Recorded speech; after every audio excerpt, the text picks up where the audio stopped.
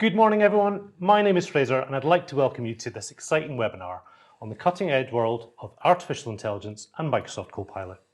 Today, we're going to introduce and dive into a whole world where AI and human collaboration meet to revolutionise the way that we work.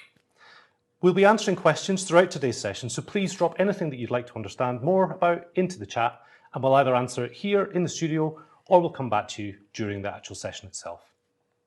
AI is absolutely everywhere, and so in today's session we're going to be specifically looking towards natural language models and the exciting new world of Microsoft Copilot. So fasten your seatbelts, everyone, as we embark on this journey of discovery and possibilities. Despite today's topic, I am actually in a real studio with real people, and so it's with huge pleasure I'd like to introduce you to today's panel of experts. Ric Kelly, Group Sales Director, BCN. Harry Busby, Head of Automation Efficiency at BCN. I'm Tatiana Arventi. I'm the Microsoft 365 Copilot Lead for Microsoft UK. Hi, and Mark Rotheram. I'm BCN's Chief Technology Officer. So Mark, look, let's just dive in. Let's go and look at generative AI. Right, so now we're just going to set a little bit of a baseline as to what traditional AI has been made up of, and then how generative AI starts to influence that and change up the way that we interact with things. So I'm going to start off with what traditional AI is. So effectively here, we have a use case,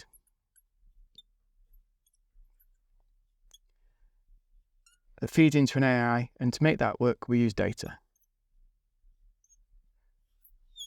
So effectively, we join these two things up, the data set and the use case, to make an AI form.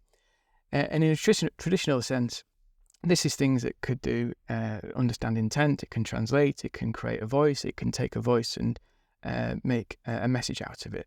But what we find is these things are fairly narrow, they take a while to put together, and to make an application, what you end up with is having to do several AIs linked together to form something that actually creates a rounded off application. So as an example, if you've got an Amazon device at home, one part of the AI might detect your voice, another bit might translate that voice from speech into text, another bit will then look at the intent, try and figure out what you're trying to do, find an answer, get that back as text, and then convert it to the Alexa voice. All those are done by joining up a chain of artificial intelligence capabilities, and it takes time, effort to basically create a full end-to-end use case come to life. You end up with lots of different bits of the use case being joined up effectively to do a single task. Now, where generative AI comes in, start with this one.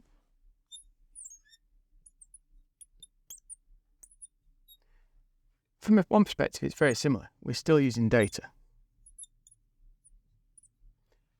However, in this case, the use case is subtly different.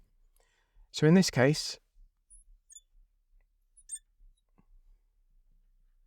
instead of it being a specific use case, what we're asking the generative AI to do is to understand human speech, human intent.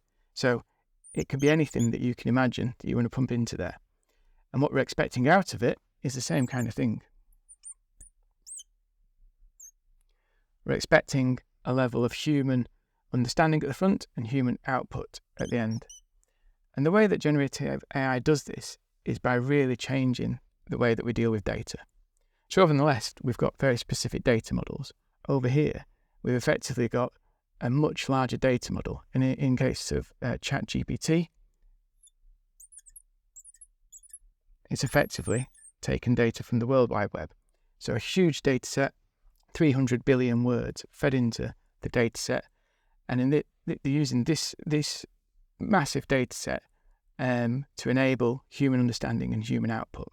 So it's a big pivot from having to do a very specific use case to actually, you can ask it whatever you want and it will try and understand that and try and give you an answer. Now, the only reason why we can do this is with advancements in both the software that empowers this, but the GPU and the compute processing to crunch all that data, which is where all the models are created to make this happen. Now, as we go forward and look at how Microsoft implements this data system, we have branches out.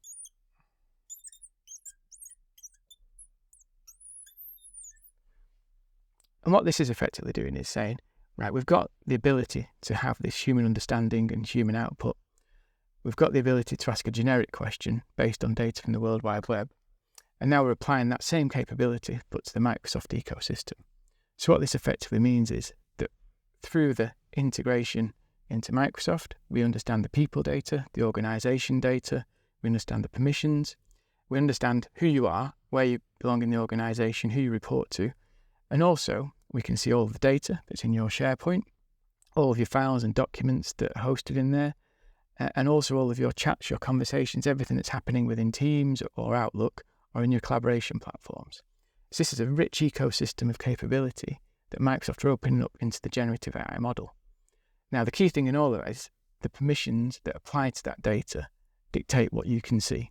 So you're not going to be able to see everything in there. You're only going to be able to see things that you have been given permission to, whether you should have permission or not. And then the final step in this journey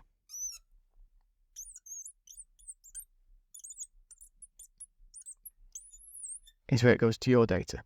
So effectively now, we've gone from generic data in the World Wide Web through to Microsoft-specific data about your business to data that you might have in other applications. This is extending the data model even further and making it combine into the same Copilot generative AI experience that adds value and much more richer value the more you bring into it.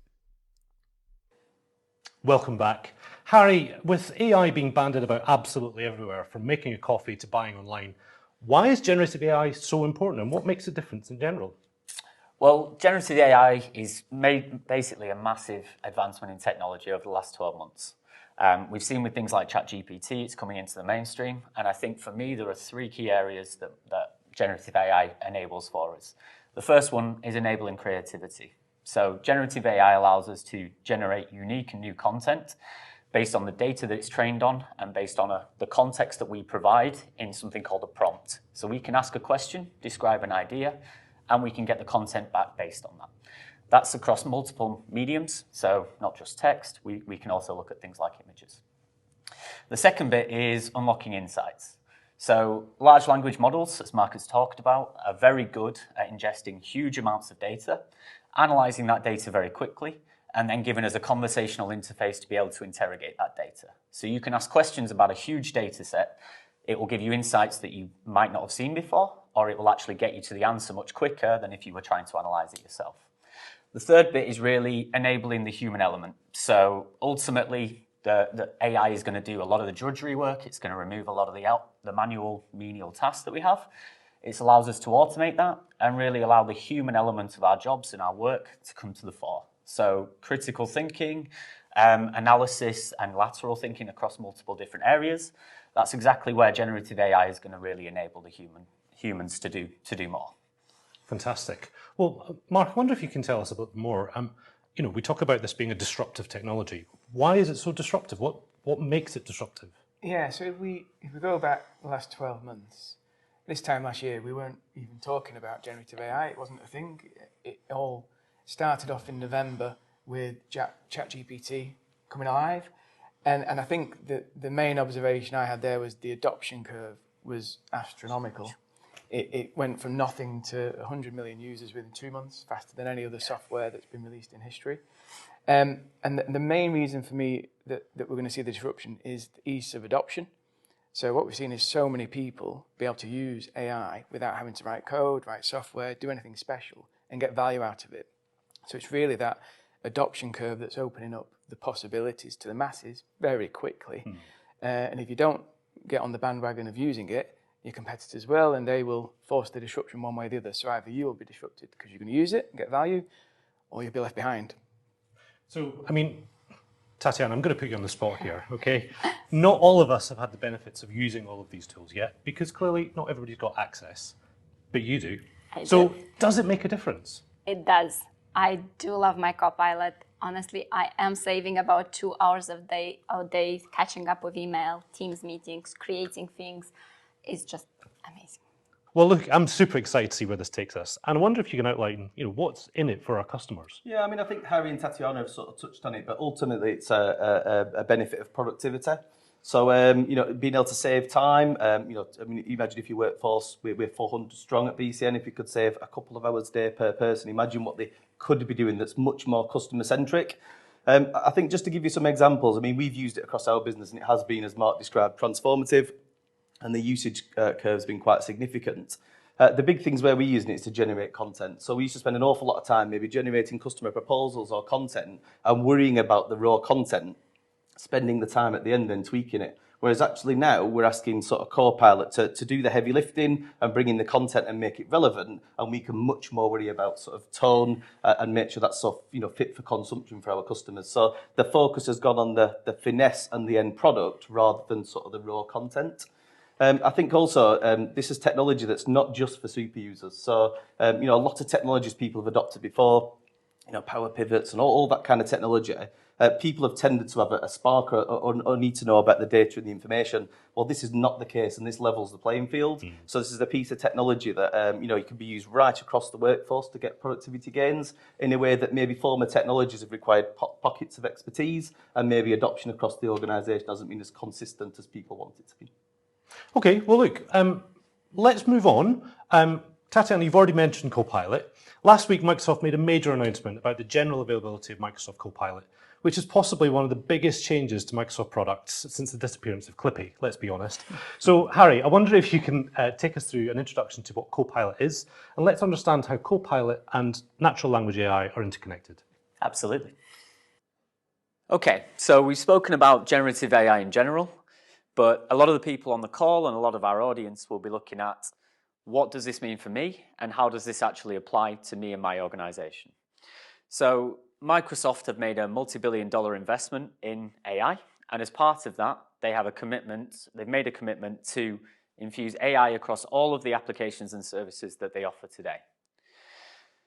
Now, this is going to manifest itself in a few different ways, but the first three they're going to start with are Bing and Microsoft 365. Now, what does that mean? It means they've got three different levels. The first being a commercially available product in Bing Chat, which gives any user who uses Bing access to GPT large language model to get AI-powered web search and other answers and content generation. There's no extra security on top of that. That's just a public product that's available to anybody. There's then Bing Chat for Enterprise, which adds commercial data protection to the Bing Chat capabilities. So again, built on top of GPT large language model, but with an extra layer of security that means that your organizational data will be safe if it's inputted. The model is not trained on your data, and nothing that you input into there will ever be seen by Microsoft or anybody else. The third bit is M365 Copilot. And this is a really exciting one for all of us. So this includes enterprise security. It gives access to your data, and it gives you access via all of your Microsoft 365 apps today. So this is the one that's really the big announcement and the big piece that Microsoft are looking at. So how does this all look? So again, we've spoken generative AI in general. We've spoken about an interface. We've spoken about a large language model, and we've spoken about data. Data being the key bit for all of this. Now, Microsoft 365 Copilot is an application of that and an infusion of that within your business. So we all use Microsoft 365 apps today. That's your interface. That's where you would access your Copilot and where you'd get the information to. And we'll see some of that shortly. What's actually happening in the background is there is a Microsoft OpenAI model owned by Microsoft, not OpenAI. And that large language model is grounded in your data.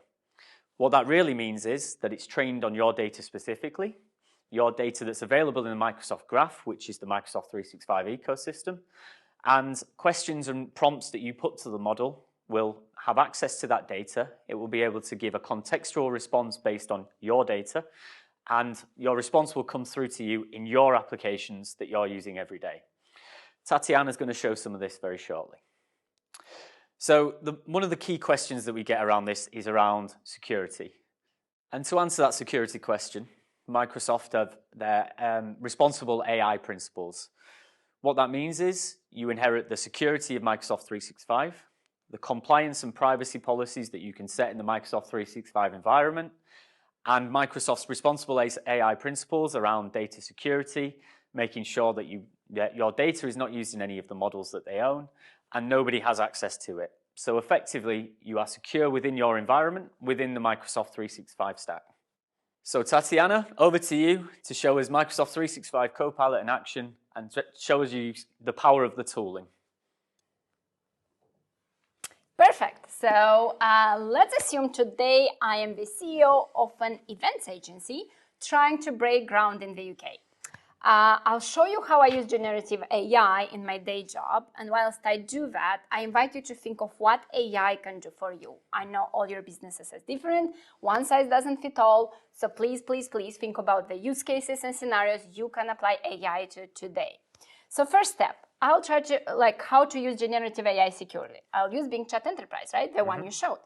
So breaking the ground in the UK, I want to understand how the market looks like. So first question I'm going to ask is, what are the latest trends in the event management space in the UK? Let's see what Bing Chat Enterprise tells us. So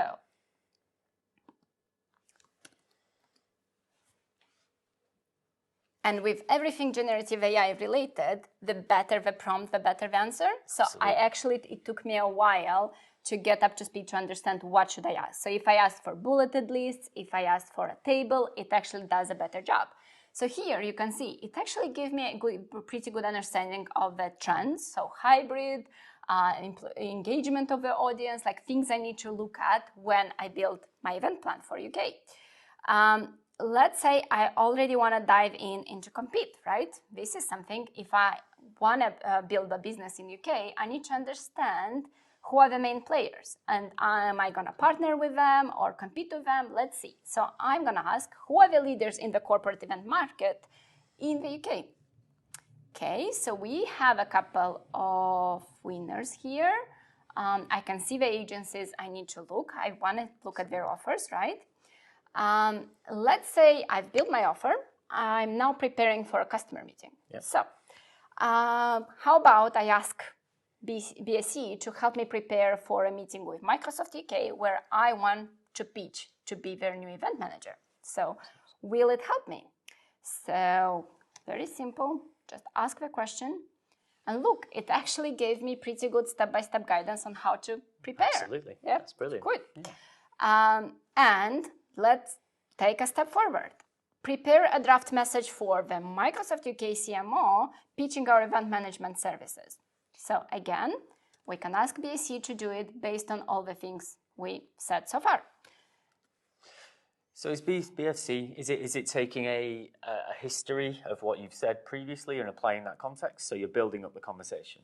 Yes, it does. It does, and unless I ask for a new topic, it actually wipes the screen. Absolutely, yeah. Yeah. So this is Bing Chat Enterprise. So you can use it.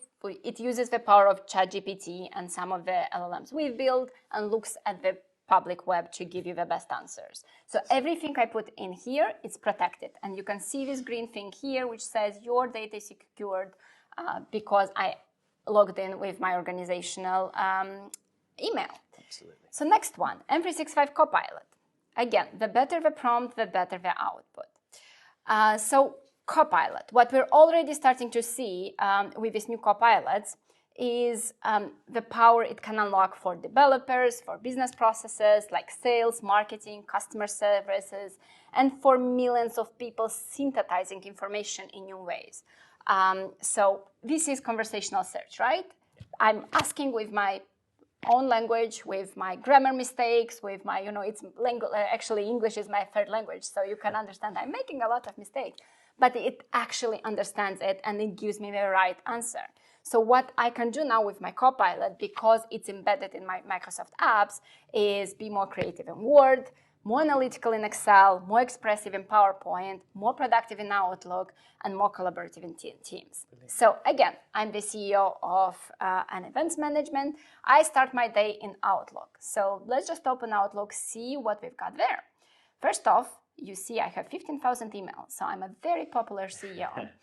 Second off, let's catch up with a couple of emails I want to. So first of all, I see a long thread. There are 8 emails in this one. I want to understand what's happening and whether there's anything for me to do. So what I press Summary by Copilot. Look at it. It says what I've done. I've shared. Marco said this. Joe said this. I'm caught up. So I can go email by email to do that. Second of all, let's say that email we drafted for the CEO of Microsoft, for the CMO of Microsoft, I can do something very similar here. So I'll go into new email, draft with Copilot. So my prompt could be something very similar to what we asked Bing Chat Enterprise, but we can also go a step further. Let's say I've already done my research. I know what I need to do. I want to do a briefing for customers and partners to tell them that we're here and that we want to work with them. So I will ask Copilot to help me draft an email for one of our partners to come to support one of our briefings. The more information I give Copilot, the better the output, right? So I'm saying it's going to be in shard building on 1st of December. We will also have a chance to network with the partners. And I want him to actually co-chair because he's such a great guy and we love working together. So let's see what Copilot prepares. Okay. So whilst you're doing that, Tatiana, this is obviously quite something that happens in a lot of cases. So it's very frequent that this would happen, particularly for a CEO. And this is obviously very contextual to that scenario, but the context you provided was part of the prompt, right? Yeah. So this could be for any role within an organization. Yeah, so look at it. I hope it's a very polite email asking John to help me out and come to the shard building to help me with a customer briefing. What I can also do, so let's say my relationship with John is actually close. We worked a lot together. I can change the tone. If he gets this email from me, he'll think like, what's wrong? Did I ask someone else to write it for me? Yeah. So I can be a bit more direct. I can have it short, and I can ask Copilot to regenerate. Fantastic. So you can refine what content you put in there, and that's really a first draft for you to work from. So yeah, I can edit it, I can keep it, I can, just add any messages I want to. The other bit in Copilot, which I'm actually starting to get used with, is the coaching by Copilot. So all the emails I'm writing, drafting, so let's say I spend a lot of time going through this email. What I can do now is go to Copilot Coach and ask it to analyze my email. It will tell me, did I actually put the right information in? Can I be better at simplifying it? So, yeah. Really asking for advice back from the Copilot based on what it knows. That's brilliant. So this is email. Again, you can catch up with your emails quite easily with Copilot, and you don't have to spend a lot of time writing emails now because you have Copilot. Fantastic. So after I do that, I am gonna go into Teams meeting. So again, the briefing is happening soon. I need my team to be on point for it, right? Let's say I missed a meeting, a project meeting that happened. I'll go into the meeting, so you can see the meeting was recorded because I asked my team to do that. I am a very busy person, not able to make all the meetings. Right? Yeah. So let's go into the recording and see what happened. First of all, so Copilot, the beauty of it is actually works. If I am in the meeting, I can ask it questions in the meeting, like, hey, I'm late. Did anyone mention my name? If I was distracted, hey, did John say something about this specific question? And so on and so on. But post-meeting is quite straightforward. So I open Copilot, I ask it for what was the goal of the meeting, right? So very simple, what was the goal of the meeting? And it will give me an answer. So it looks at the transcript. Okay. After that, I can ask who are the participants in the meeting. If I'm I want to be very, very specific, I know that for this particular event, we're also working with our US team. So I'll ask, did the US team actually help? And it will give me all the minutes where my team mentioned, and I can see US team actually didn't help, but they did share some best practice. Fantastic. So it's basically it's looking at all the information that was within that meeting based on the recording and the transcript, and effectively allowing you to analyze it without actually having to be there. Yeah, and I can just ask one prompt if I'm interested in one specific question, and that's it. Or let's say I have actions after it, right? I want to know if my team is onto it. I'll just ask, please list next steps with owners and deadlines in a table. And Copilot is going to create a table, put all the actions, the responsible person, and the deadline. And what I can do, I just copy this, put it into my team in a chat and say how it's tracking, right? Fantastic. Yeah, so I mean, just on a personal anecdote within our company, within BCN, we recently did some research into the team's usage and looked at the metrics of people actually within our own business. And we have lots of people in lots of meetings, and in a lot of cases, those are team leaders. This will free up a lot of their time, right? And like, as you say, you, as a CEO of this business, it's busy lady. A very busy lady, and I think it will be a real time saver and really kind of bring a lot of value. So absolutely, brilliant. So again, following up from this meeting, I want to prepare for the briefing I have with the partner and customers. What I do, I go into Word. So Word is the create bit, right? I never have to start with a blank page again, right? Absolutely. This is our page. So how about I ask Copilot to draft an agenda for the upcoming briefing with regards to the lead generation event trends in the UK and how can we support customers to reach their audience. So just like that, I'm going to go into Word and ask Copilot to do that. So Copilot's getting the context for this from the prompt and also from the information within the business. Is that correct? Yeah. So the better the prompt, and I can also reference a file. So I'll show you how we do that. If, for example, we already have email threads, like presentations, I can bring them in so the agenda is accurate. Okay. But let's see, I don't have an agenda, just to be very frank. I'm asking Copilot to help me build it. Fantastic. Okay, so you can see here are the key bullet points for the agenda. It's a suggestion, so I can go in and refine each paragraph. I can change each time and dates and make it actually real of what I want to deliver. So this is the agenda and the invitation email I can use. As a next step, again, busy, I want Copilot to help me write my keynote. Like, I know what my business is about, I just don't have time to do and create this. So you have the human element, effectively. You just want the core of that content pulling together. Yes. So I'm going to ask Word to go and create a keynote for the upcoming customer briefing. The more I give it, the better prompt again. So I will tell it to focus on our strategy to reach the right audience, to provide engaging experiences, and of course, we want to be sustainable because Absolutely. I know from the Bing Chat Enterprise Trends assessment that this is one of the trends organizations are going into. They do want to be sustainable. And here you go, in just a couple of seconds, it actually created a very good keynote I can start with. Fantastic. So that's a first draft, effectively, based on the information, and this is for you to refine either by yourself, or you could actually ask Copilot to redo that for you in a different way. Yeah. So you can see each paragraph, I can rewrite it. So I'll press on it and I can say, please make it more neutral, like change the tone, and it gives me 6 different versions of the same paragraph, and I can choose the one I want. Brilliant. And lengths, things like that, you can refine things in that way. Yeah. Fantastic. So that's Word. It can create. So think about your processes, like if it's an RFP, if your team is spending a lot of time on research, you can summarize all of those. You can create those bits with Copilot in Word, just not spending time again to start from scratch. And I can see that as a huge time saver across basically any business, but particularly within our own as well. We do, RFPs and things like that on a regular basis. So absolutely brilliant. So the last bit I'm going to show you. So there's a lot of bits I can still show you, just conscious of time. I'm going to, again, preparing for that briefing with customers. I will take the agenda, I'll take the keynote, I'll add a bit of information around our focus and ask Copilot to build a PowerPoint presentation on it. So just go into PowerPoint, open a new deck. Copilot is just here, so press on it.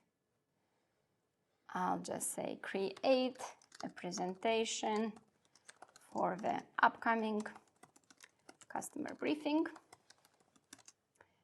using this agenda. So this briefing agenda, you can see it already recognized it.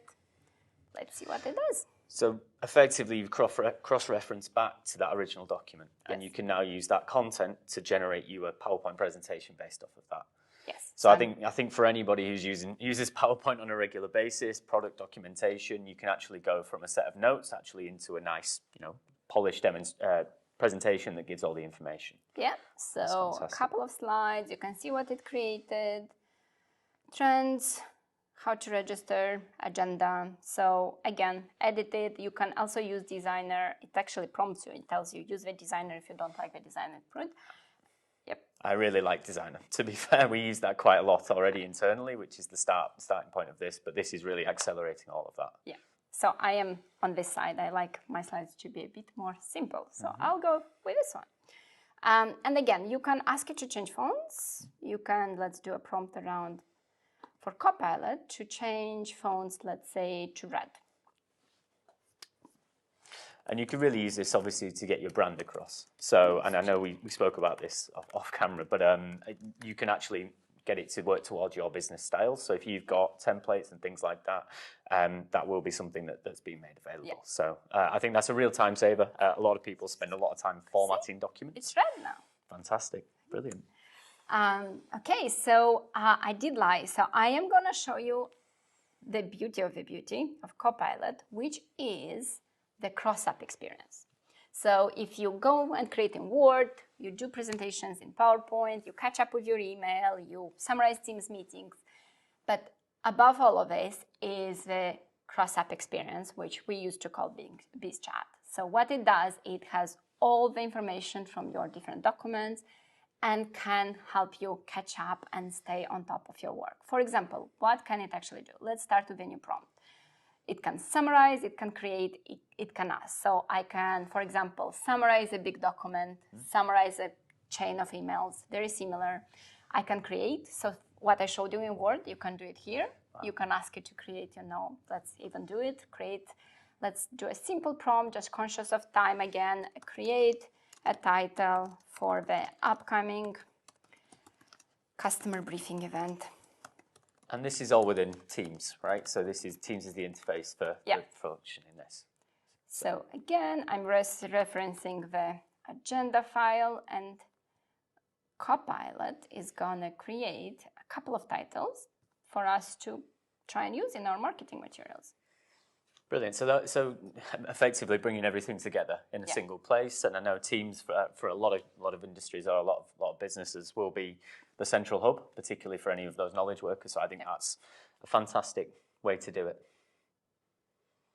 So let's see what are a couple of titles we can use. So again, this is good if I want to catch up, if I want to know what's latest from you guys. I will just ask, can you summarize my emails from the BSN team? And is there any action from, Fraser or Harry, and it will give me an output. So that's amazing. I mean, you're taking multiple different things that are happening in silos, in isolation, within the different applications. You're bringing it all together, and it's all together in an interface where people are working every day. So, I mean, the power of that is amazing, and I think that will really benefit anybody, effectively, who's working in these applications. Okay, so now we have the titles. I can choose, let's say I like the second one, and we're good to go for the briefing. Fantastic. Yeah. So really, we've got a full business plan almost, and a way to brief towards a new market or a new industry that you're moving into. You've done your market research. You've created some content. You've summarized some of the emails and the things that are going around it. You've managed to summarize also some of the meetings and the operational side of that thing, and that's all brought together within Microsoft Teams. Yeah, and we did it in 10, 15 minutes? Fantastic. How much time would I spend usually? Probably a couple of hours to create? It would take me days. Yeah. So. Oh, okay, come on, no.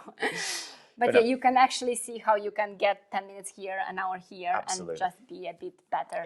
Incremental gains. And I mean, the key thing that you've mentioned as well is that the content that's generated and things like that, it is a first draft. But it takes a lot of the legwork out of it. You can actually apply your expertise and your role into that as the human on the side, where the machine is taking a lot of the work. Yep. Fantastic. So that's it. Thank you very much, Tatiana. That was brilliant. Back to Fraser. Welcome back. Tatiana, thank you ever so much for that demonstration. Okay. I cannot wait to get my hands on this stuff. Genuinely, I can't wait. How do customers get started? So, first of all, Bing Chat Enterprise is available today. So if the customers have M365 E3, E5, or Business Premium, they can enable it in their tenant at no additional cost, and their employees can already bring this generative AI beauty into their work. And for M365 Copilot, we did announce general availability, so get your organization ready to be ready when it's available to buy. So look at your data governance, make sure your workloads are in the cloud, data is all structured, basically get your house in order. And that ties directly back into, Mark, what you were saying earlier on. Yep. If data is the center of AI, how do we get our organizations ready for that? How do we make sure that when AI is ready and when we get to general availability, we don't end up in a complete mess? Yeah, we've got to look at, I guess, 3 key areas. First of all is, how is your Active Directory structured? Mm-hmm.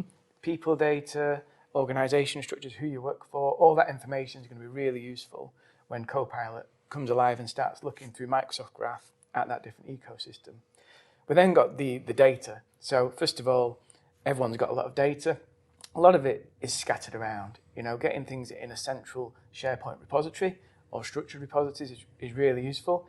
Just having data models for your documents and things like that where you've got consistency in what's going in there will help. And I guess the final one is looking at permissions. What you really don't want is to have bad permission models, bad permissions on documents throughout your SharePoint. We do have, in my past experience, where people have misshared something, might have some sensitive information in there. And if we don't sort that out before Copilot comes along, there's a risk that Copilot will expose it and make it available to people that didn't realize they had access to it. So how is that really going to play out then in an organization? Is it a case of, an employee gets to see what the director's doing? Potentially, yeah. If your director accidentally shares a link to payroll data, as an example, and an employee in the future says, how much do people get paid? Copilot could quite easily go and find that data and give that information to that employee. But Mark, companies should be doing this sort of stuff anyway, right? I mean, this is nothing new. No, absolutely. Okay, well, let's start to think about maybe Bob and Alice on the shop floor. They're an employee of a business. Harry, what's their first interaction with generative AI? What's the interface? What does it look like? What does it feel like for those users? So as Tatiana's already mentioned, Bing Chat for Enterprise is available today. So for customers with business standard and above licensing effectively, they're able to interact with Bing Chat, and the addition of Bing Chat for Enterprise gives that data security and that extra level of governance across at an enterprise level effectively. So through Bing for Enterprise, users can use the Bing Chat sidebar if that's enabled, or they can go to the Bing Chat website. They can interact in a conversational way with the Bing Chat for Enterprise model. That's using the same model that ChatGPT uses, which is GPT-4. But they can input all of their organizational data. It's all secured. It leverages everything that you would get from a Microsoft 365 environment anyway.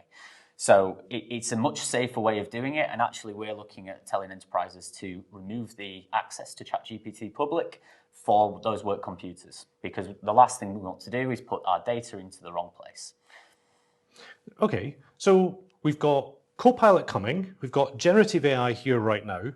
For those of you who have seen some of our previous videos, you'll know that my passion is Power Platform. But Ric, what can we do right now with the tools that we've already got within M365?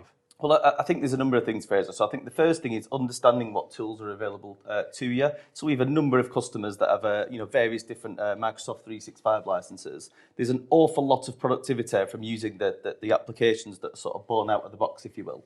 My first bit of advice would be go and look at what those things are and understand what works well across your organisation and look for good usage cases. So if I give you an example, one of the things that's transformed the way we monitor and measure tasks at BCN, we use Planner. And one of the benefits of Planner and these interlinked technologies is because they work so seamlessly together, you can service them in ways that become really easy for the end user. So, for example, we surface an awful lot of this through Teams. So there's no web link to search through, there's no intranet to look at, it's Teams, it's standard, and our employees can interact with it in a way that they are familiar with, regardless of the device that they're on.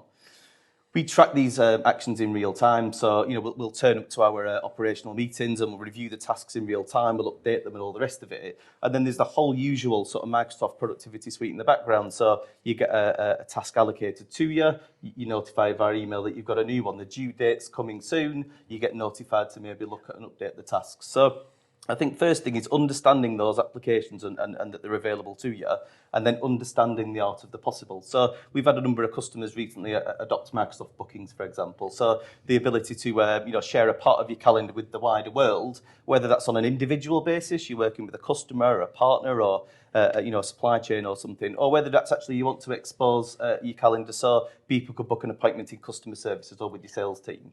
These things are transformative, and in the main they're available to our customers today. I think the key point is user adoption. I think it's understanding what the art of the possible looks like and starting to use these things. Mark already touched on sort of driving adoption, and we're seeing that where people sort of they start with maybe a task list or maybe the minimum. Before you know it, that they're looking at quite sophisticated dashboards. They're using lots of different prompts and automation. So using what you've got available today and starting to use that in a meaningful way across your organisation, I think that people will see the benefits immediately. And then augmented by Bing Chat for Enterprise, it's a game changer, and we're seeing it today, and a number of our customers are seeing it today. Amazing. Thanks very much, everyone. Thank you, Ric. Well, looking at the time, I'm really sad to say we're going to have to start to draw things to a close. But today we've considered the concepts of natural language, AI, and also how we bring that into an AI-enabled world. We've considered how this might impact your organizations, teams, efficiencies, and ultimately the quality and the output when woven into your existing business processes. We've taken a look at the exciting world of the Microsoft M365 Copilot, and now with general availability just around the corner, it's time to take action to ensure your organization is ready for the big go live. Now, let's turn to some questions from the audience. Okay, the first question is, haven't Microsoft tried to do this before? What about Cortana? Yeah, I'll take that one. Mark? So Cortana was a really good idea. The use cases that were proposed in there were groundbreaking at the time, and I think what let it down was the ability to execute. It was really complicated to make a chatbot effectively do all those use cases at the time that it was launched. And I think what we're seeing now is that we've moved past the technical limitations. We've got new ways of doing things.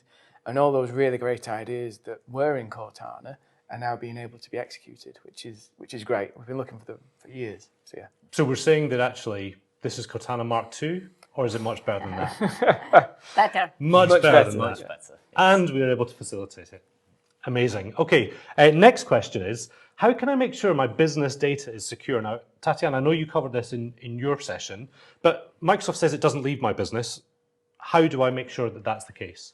So Microsoft 365 Copilot is embedded in the M365 environment. So all the policies, all the security guardrails you put in place, given your security, compliance, data privacy, is there. So Microsoft just inherits those, takes advantage of those, and does its work. So when the prompt goes out and in, it still respects all the boundaries you put in place.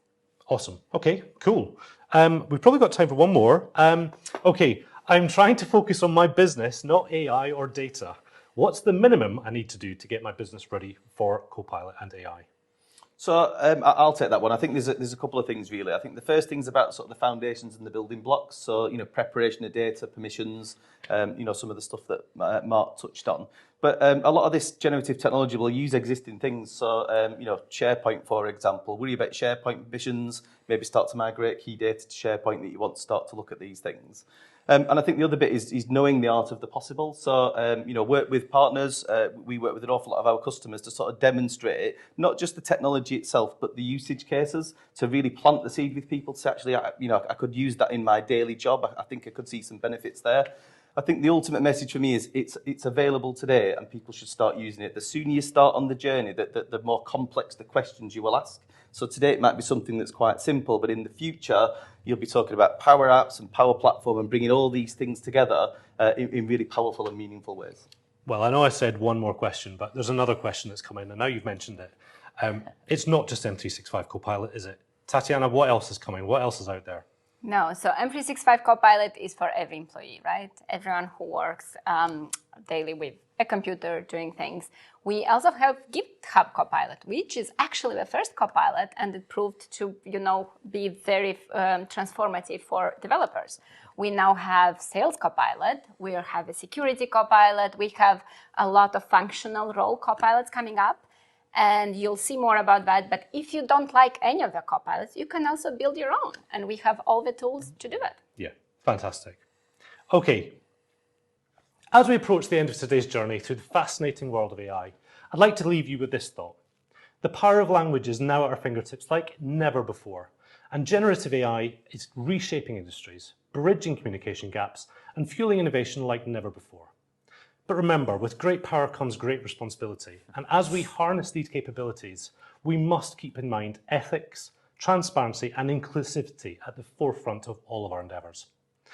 Thank you for joining us today, and we hope we've inspired, informed, and made you ready to embark on the new world.